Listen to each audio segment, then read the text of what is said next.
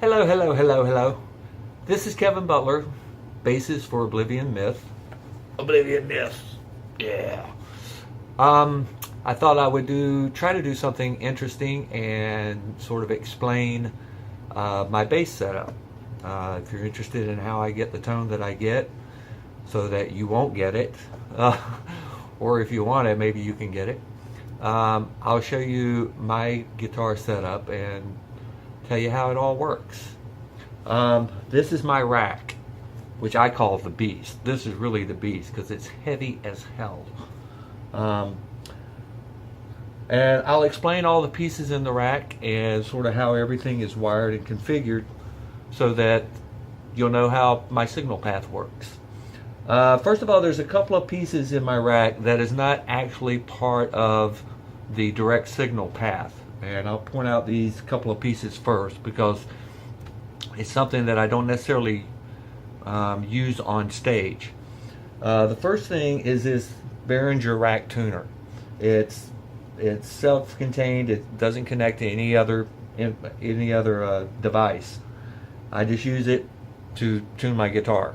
You know, I'll plug it in, tune up, and then go back to my rack setup. So I've got the Behringer rack tuner, and then I have also got the Tascam US 1800 audio interface. I use this if I'm going to do some kind of recording, like with Pro Tools or with Ableton Live, whatever. And what I'll do is, if you want to know what this cord's hanging there for, is I will just plug that from my mixer, the headphones from my mixer, into one of the inputs for the audio interface. And then I can also plug in mics, other guitars, other instruments, what have you, other microphones, and using a USB cable in the back, plug that into a computer and be able to do recording. Otherwise, I just leave the cord hanging. Okay, so those are the two pieces that are actually not part of the signal path of my bass. So what's the signal path? Here's the way it goes. My guitar is plugged into a Sans amp. This one is the RPM. I also have an RBI, but it's not in my rack. This is the Sans amp RPM. What the Sans amp does is it gives the guitar a gritty tone. Okay. And you can see here I've got all the setups marked with a little red dot or a little yellow dot, so I'll know where everything is supposed to be once it's adjusted. So the guitar signal comes into the Sans amp. It gets a gritty tone. At the back of the Sans amp, there is an output for both affected and unaffected. The affected, which is the signal with the gritty tone, will go to my mixer, channel 1, RPM. Okay? The unaffected tone will come out, and it will then go to the Avalon UDI5, or U5DI, rather. This is a direct signal box. It gives a good, distinct, and very clear bottom end. Coming out of the Avalon, the affected signal coming out of the Avalon will go to channel 2 on my mixer. And then the unaffected signal coming out of the Avalon will go into my speaker simulator. Or actually, it goes first into the Trace Elliott, which powers the speaker simulator. Trace Elliott power amp, it goes in here, comes out the back, goes into the Palmer PDI-03, and then coming out of the Palmer PDI-03 goes into channel 3 of my mixer. Okay, so I've actually got 3 signals coming into my mixer. The RPM dirt sound, the direct signal from the Avalon, and then the PDI speaker simulator. And if you want to take a really close look, you can see how all those devices are set. Maybe if I can get the camera over here real good. Okay. Okay. Now,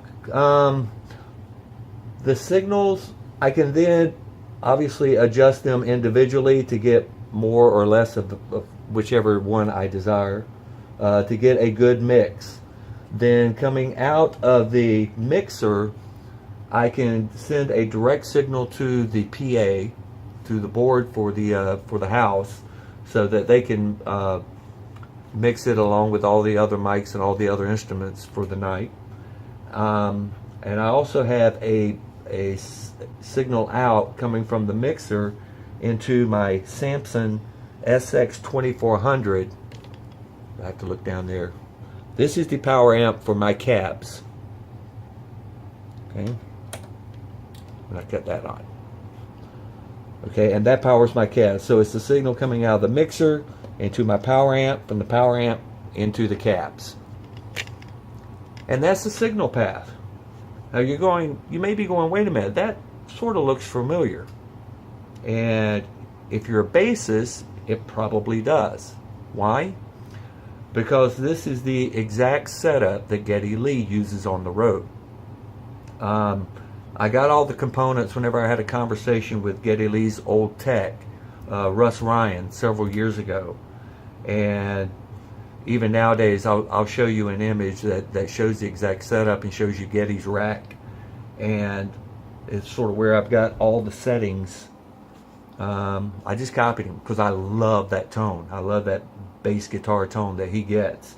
So that's my rack setup. My guitar, I've got two Geddy Lee Fenders, Geddy Lee signature Fenders, and I use the same gauge strings that he does. You know, everything is an exact duplicate of Geddy Lee's setup, because that's the tone that I really, really love.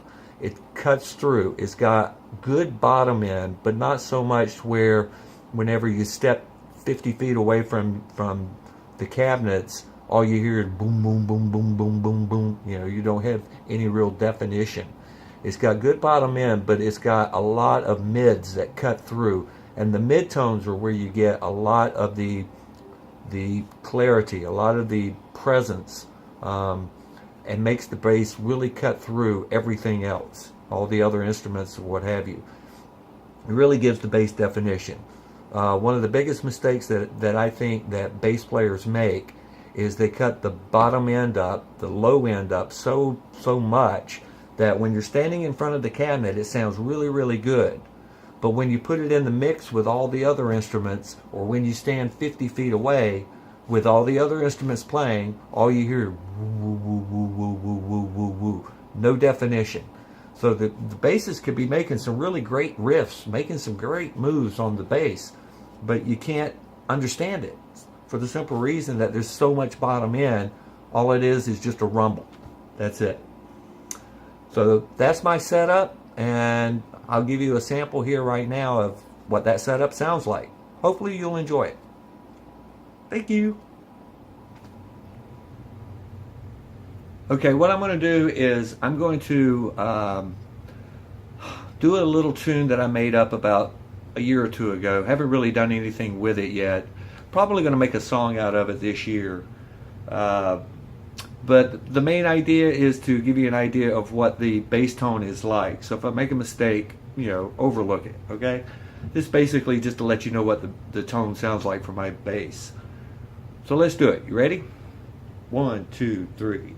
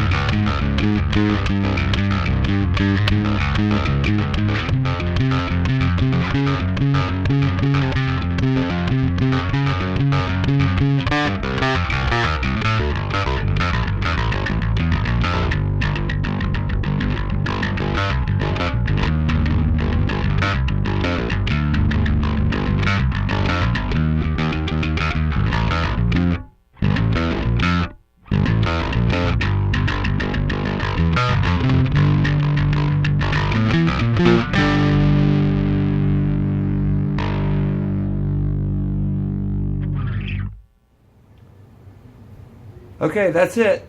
I hope you enjoyed it. Hope you like the rig. Hope you like the sound. Hope you come and see us. Later.